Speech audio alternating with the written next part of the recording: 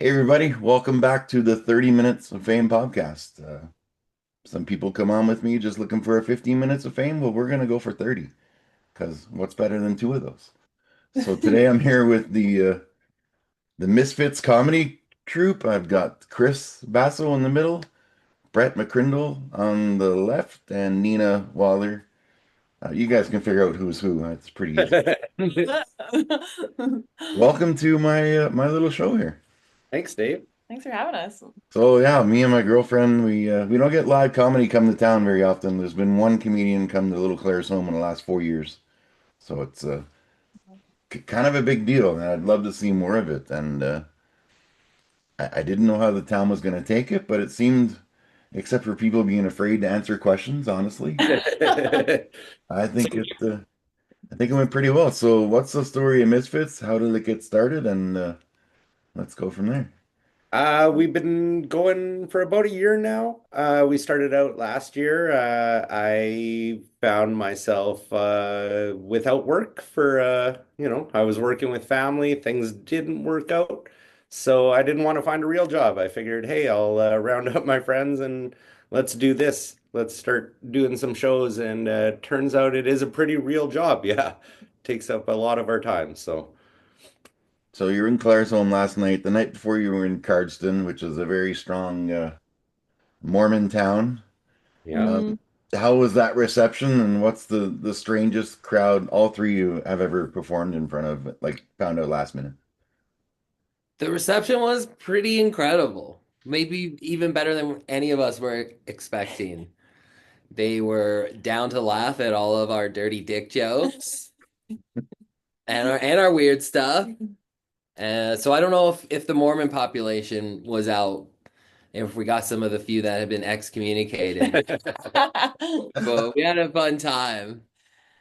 No, And as far as like the weirdest audience, probably up in like Grand Prairie, one of those northern towns where everybody is just like they're there on a work camp.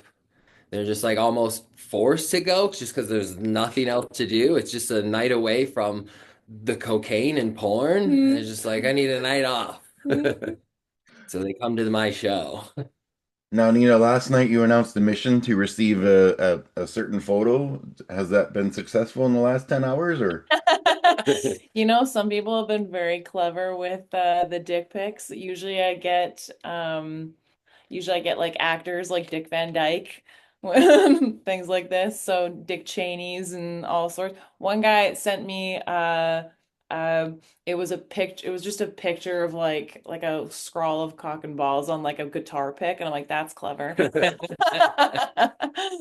But Yeah, I was nothing. gonna mix it up and actually send you a picture of my half-finished patio and be like, "Here's an unsolicited deck pic." It's not the one I was looking for. I'm a little Everyone, dyslexic. I may have not yeah. understood the instructions in this. Everyone's a comedian. Yeah. Yeah, I try to be funny sometimes on here. Sometimes it goes well, sometimes it just dies. Oh, we know. That's for sure for us too. How did you find Claire's home compared to some of the, aside from the horrible smell, which is out bad today? I thought it was a very warm reception. I feel most of the audiences in Alberta are ready for comedy, in my experience. Comparable to like interior BC is pretty good, but I find like there's just some pockets of communities in BC where people are a little bit more wound tight, if that makes sense. Like they're just not as willing and ready and loose enough to laugh, but these guys might have had a different experience. No, I feel the same way. You go into some of these bigger cities, and oddly enough, people are just wound too tight. They come with this mentality of like, okay, I'm crusty now, get me to break, right? Mm. And other towns, they just like, I mean, last night the crowd, you could hear them before the show. They were all chatting and laughing. People just come to have a good time in smaller towns, and we love that. You know Yeah, what? I compare it to, I'm a big wrestling fan, so I compare it to wrestling. The big towns are so spoiled, like Calgary, because Monday Night Raw comes there every, whatever, twice a year. But then when they have their shows over in like Belfast, where they don't get to see those guys until once a year, people appreciate it more. And that's the same with comedy. yeah. Um, like we had a guy come play at a golf course. in town, and he's got to go down this long gravelly road, and he thought he was going to get murdered, and it was people love when you rip apart their town for some reason. I don't know. I do anyway. Yeah. It's a shame that more comics haven't been here in the past 4 years. They're missing out. Yeah. Yeah. I'd love to do it. I love the small town vibe, and hopefully we get you guys back here. We have one bar in town. Oddly enough, we have 14 liquor stores, 13 churches, and one bar. Like, Everyone just goes to church, buys their booze, and goes home to drink. Hey? yeah, I'm right in the middle of all those liquor stores and churches. Is the biggest addiction center in all of Alberta. So it's kind of Really? maybe they're all working together. I don't know. Yeah. Found a good location at least. So Chris, you last night talked about downloading dating apps and trying that out. So Yeah. if anybody's watching right now, Chris in the middle here is single Single and ready to guy. mingle. Yeah. So let's do the Bachelor 30 minutes of fame edition here. Hell yeah. Okay. Would you not be like the guy to your right and promise to not take a lady to the dump for a date? Let's hear your pitch to our you never know. People meet through strange situations as you found out last night. Well, I would never rule out taking a woman to a dump for a first date. I mean, Brett makes it sound so entertaining, but If it works, you know she's the one. That's yeah. that's true. And like I'm traveling for work all the time, so if you're looking for a relationship for 3 days out of the year, this guy right here. I love it. What's your biggest, oh, that's all three of you. What's your biggest pet peeve during a live show, and what's the worst heckler you've ever had? Oh. People just come out to have fun, right? And sometimes like people they want to interact. Other times it's that guy that's actively trying to heckle the show, that's trying to like break it up and make it fun for only him in the room. So you get these guys that like they're not even yelling out things that are clever. They're just trying to throw you off your game. Like they'll mention rabbits in the middle of a heartbreaking story, and it's like, what are you doing, right?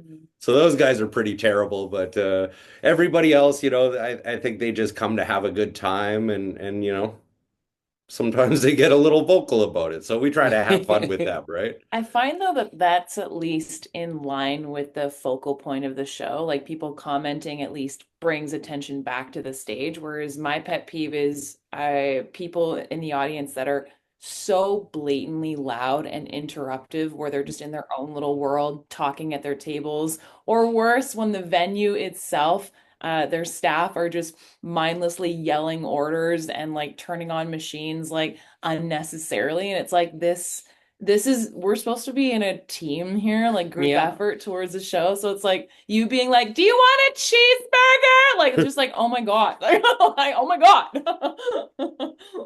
I'd also love to do a show where we only serve like margaritas and blended drinks so that Oh. puncher's just heckling us all night, right?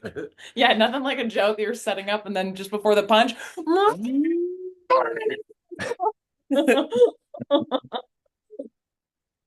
Yeah, I don't know if ever had too much of a heckler experience. Yeah, I find if people are gonna get, I did have a couple. There was one show actually we did in Seashell.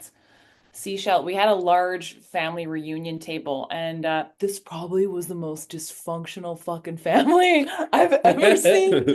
Like, and yeah, they were celebrating their dad's something birthday, and it was like all of them were just yelling at each other and angry, and it's like so it's like disruptive where it's like okay, you see a disruptive table as a host, you can kind of or as a comedian, you talk to the table for a little bit and hope that it kind of turns around because usually if you bring the attention to the people making the most noise, it's kind of a way to like take back control a little bit and start to like riff off of them. And then maybe if they keep going, you can kind of rib them a little bit, which is everyone's laughing at that. Yeah. But it's like this table was so consistently like making noise and making a hard time. And it was just like, that was infuriating. You know what I love the most about last night's show was just three totally different styles. We had the asexual bumblebee body oil to the X-ray photo with the boudoir shoot. That was gold. And then Chris just go, oh, it was great. For anyone watching that might be thinking about coming to one of your shows, how would you explain the three you combined into one? If you could put a caption on what your show would be. It's it's maybe not sounding the best, but it's something for everyone. But not we're not appealing to like the lowest common denominator. It's like, yeah, we have three distinct styles, and I think comedy is a genre that kind of gets all lumped into one. Like it's comedy, and it's like, no, there's dirty comedy, there's alternative comedy, there's club comedy. There's many different genres, musical comedy, and we offer a few of those different like subsects of comedy that maybe people didn't realize they had a favorite until they come out and they're like, I liked all three of them. And like that was different. You know what's funny? On the way home last night, me and my girlfriend were talking, and like, I wonder what those long road trips are like with those three. And I'm like, yeah, they probably talk about books or something. Like, it's not as you expect it, right? So what are those like 5 hour drives like with the three guys aside from the soap and the not washing thing you talked about? Which is not true. You know, we go through like an hour of music.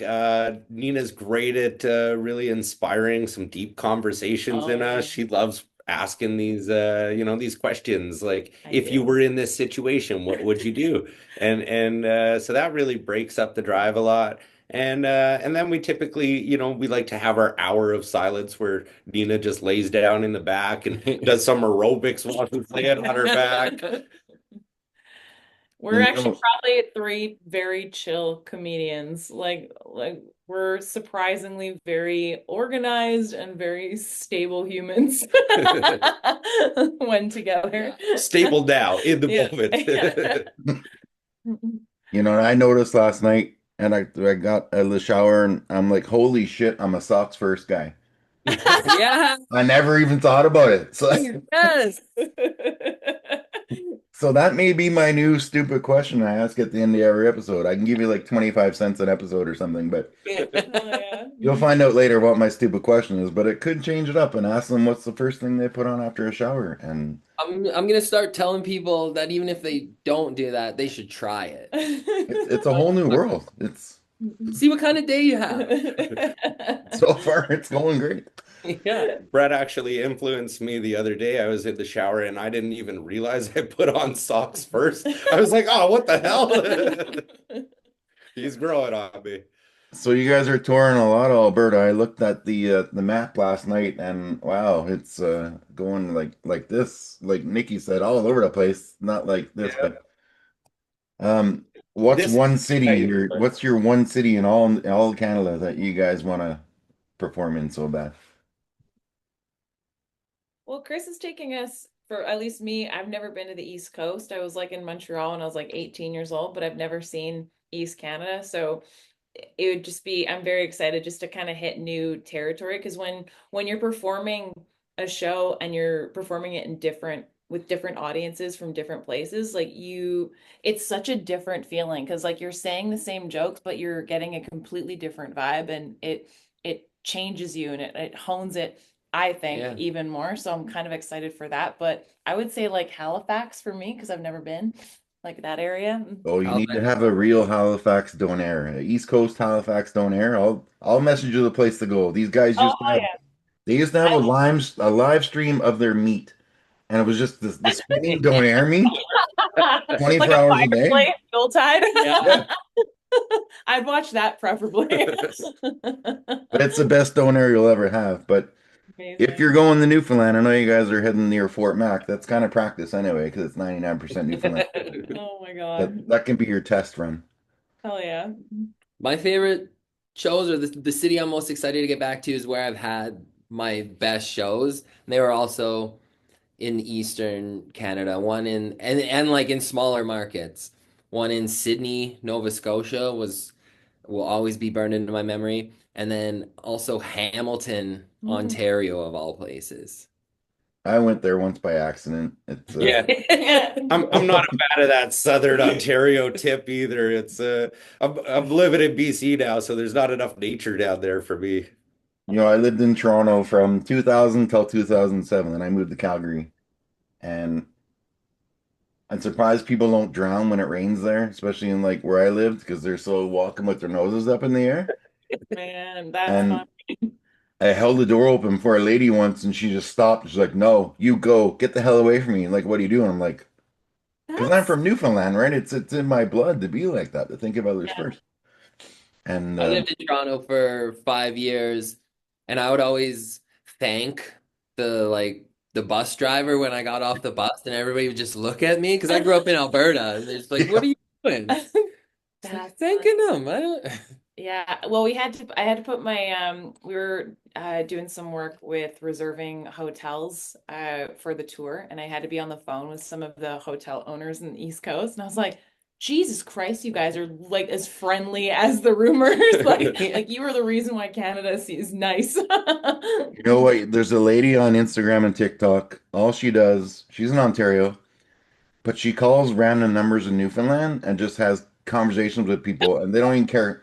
It's Yeah. just calling random Newfoundlanders. It's called, and I could listen to her for hours. I'll send you the link after, but Oh my Please God, do. that's wild. it's amazing, and it's so funny because back in the day we had to wait till 6 o'clock to make long distance calls. My family was in Newfoundland, and yeah, I'm that old, and occasionally I get the wrong number, and they just want to talk. They didn't care who I was.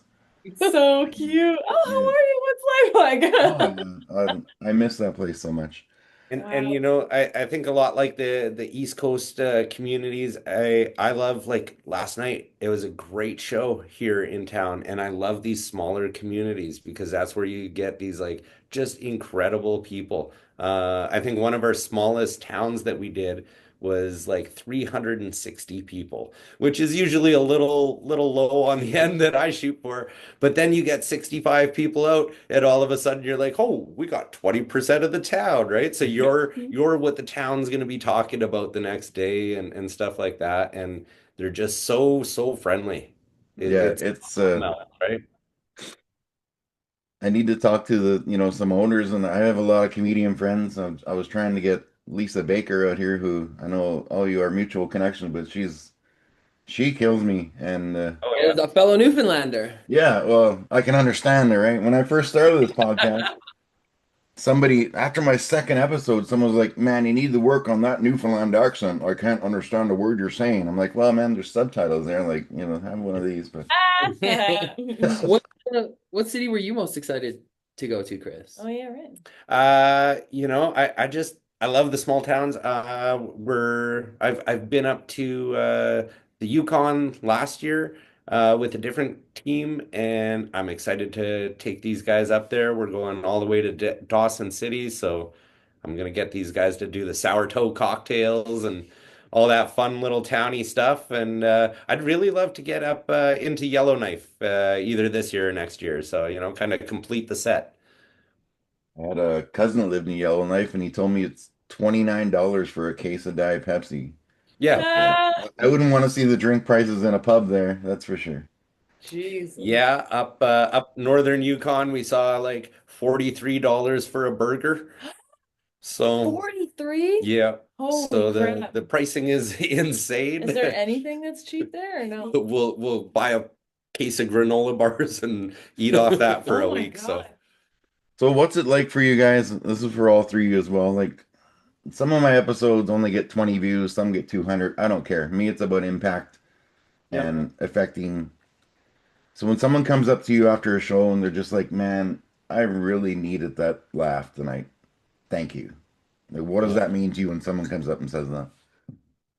oh, it's so much, like you get people, that's the thing is people just tr come to these comedy shows trying to put like we all got shit going on in our life and they're just trying to put it out of their head for an hour and a half and giving us the chance to try and do that, that's something else, right? And we've had people that come up after the show and they're like, oh, I lost a family member a month ago or a few weeks ago even, and I wasn't sure about coming out, but I thought, what the hell, I'll give it a shot. And seeing those people have a good time, pulling people out of their whatever's got them down, that's just the best. Well, we had that show in Port Hardy where we were performing for pretty much it was 99% of Indians on a reservation that came out. It was all the same reserve that came out, and they actually had lost someone, I Yeah, think, they really close to the show. they had a death in their community, and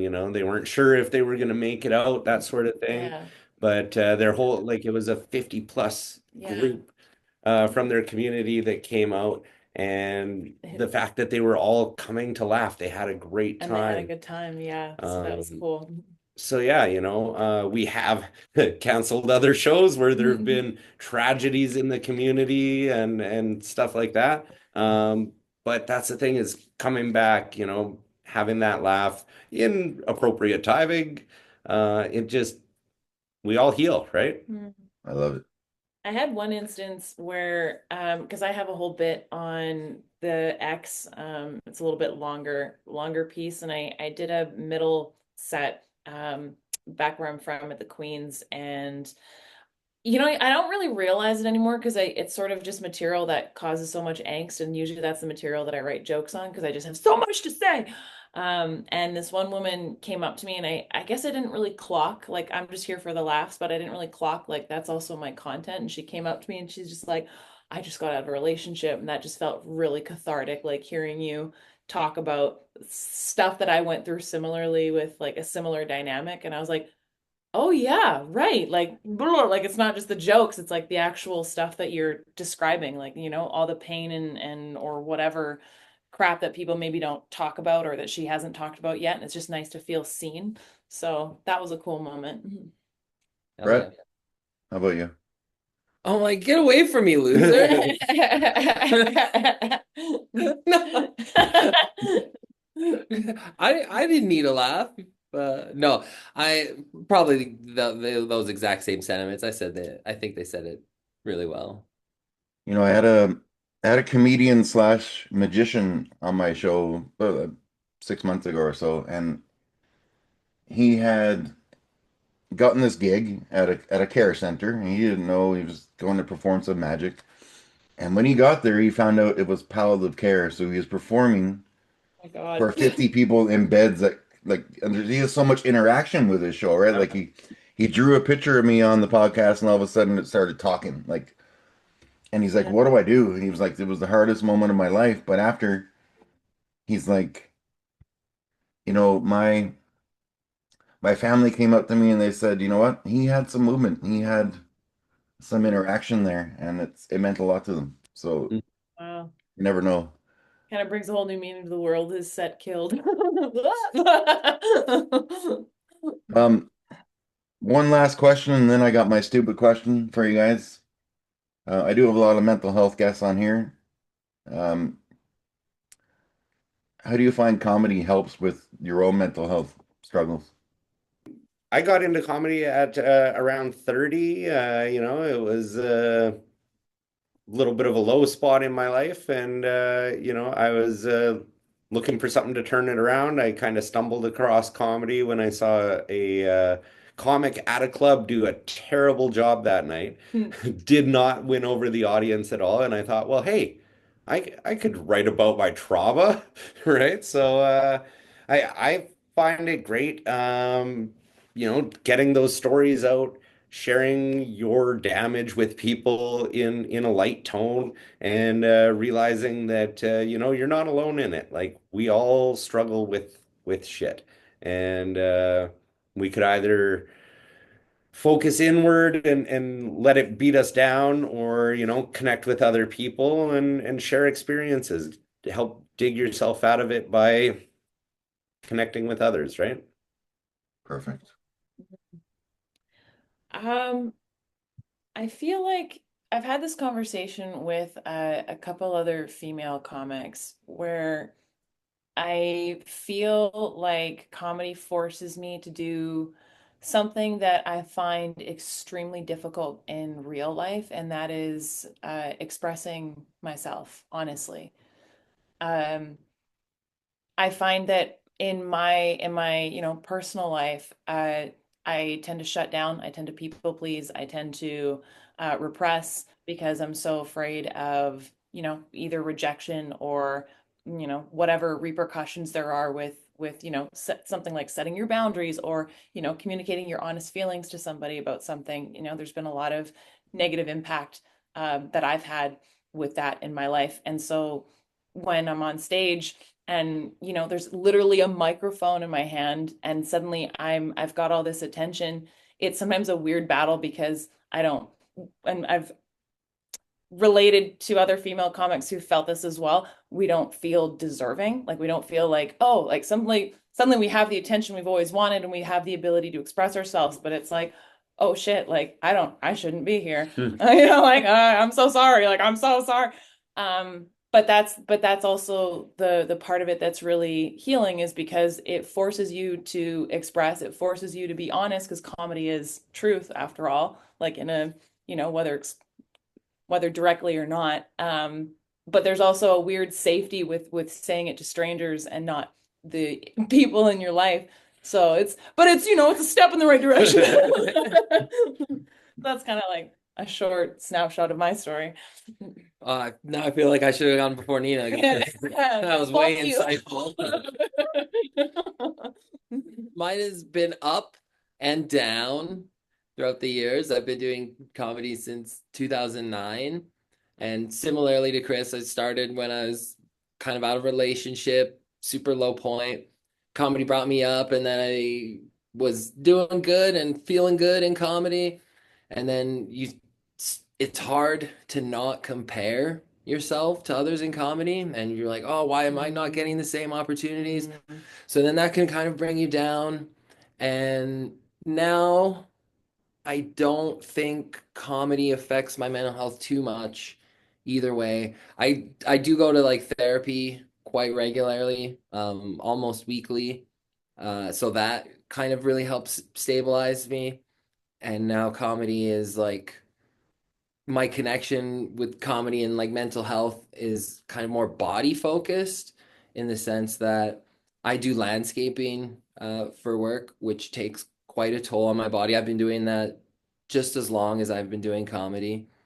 And now I'm kind of really looking at comedy as like, this could save my body, which will in turn save my mind. Like, because, once you start losing functionality in your body, that can be like very tough to deal with mentally. And I'm well aware of that. I've had a few instances where like my back gives out at work, and it's hard to remain positive and like goal oriented and not just succumb to the despair of it all.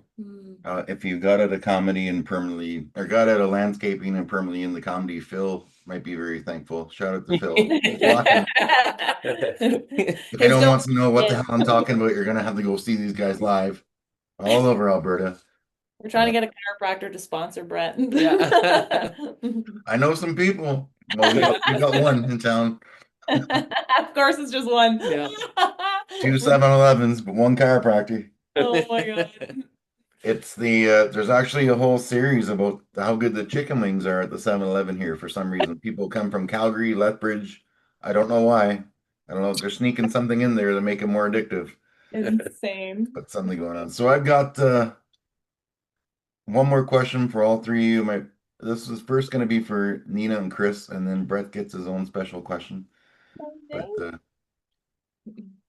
so a 100-meter pigeon carrying contest. I like this already.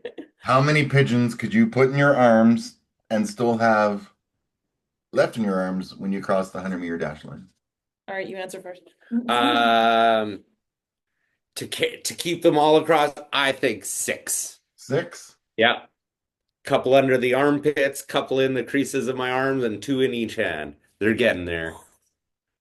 Are we allowed to use like things to carry them in, like Anything at all. And these are tame pigeons. They're not going to try and bite you or anything.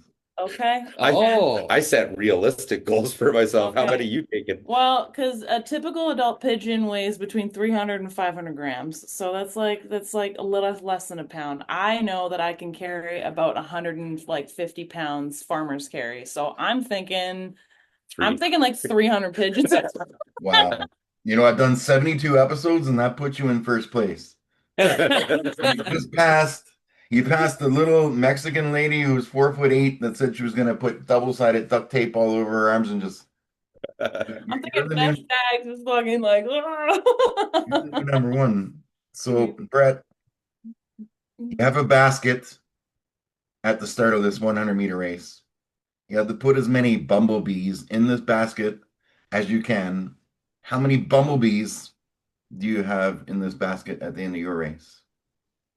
I'm gonna say 0 because I would never do that to a humble bumblebee. Humble bumblebee. I love it.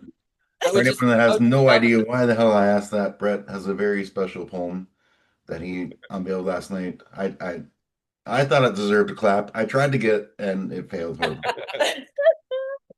bless you for that. I tried. He often So does. yeah, I will put all three your whatever socials in the description here in the main Facebook page and all your upcoming tour dates because this will be up tonight. You're playing in High River. Yep. Yep. Yeah, so the next show after that, we'll try and get some bodies out here. And you guys were awesome. Thanks for coming on with me and keep us posted on it. And if you ever hit Dildo, Newfoundland, I might have to make a trip back home for that show. Thanks, Dave. Thanks so much. And yeah, hopefully we'll see you again in the fall. Awesome. And I'm gonna try. I'd love to get you back in Claresholm too sometime. There's bigger venues as well, and Hell yeah. we'll see what we can do. Cool. All right, everyone, don't forget to do all this cool shit my daughter tells me to say: like, subscribe, share, and leave a comment. And just say one nice thing to someone every day. It'll change your life. That was my New Year's resolution, and I've kept it up for 29 days so far. Just to say one nice thing to one person one day, and it's tough, but it's very rewarding. Hell yeah. Good for you.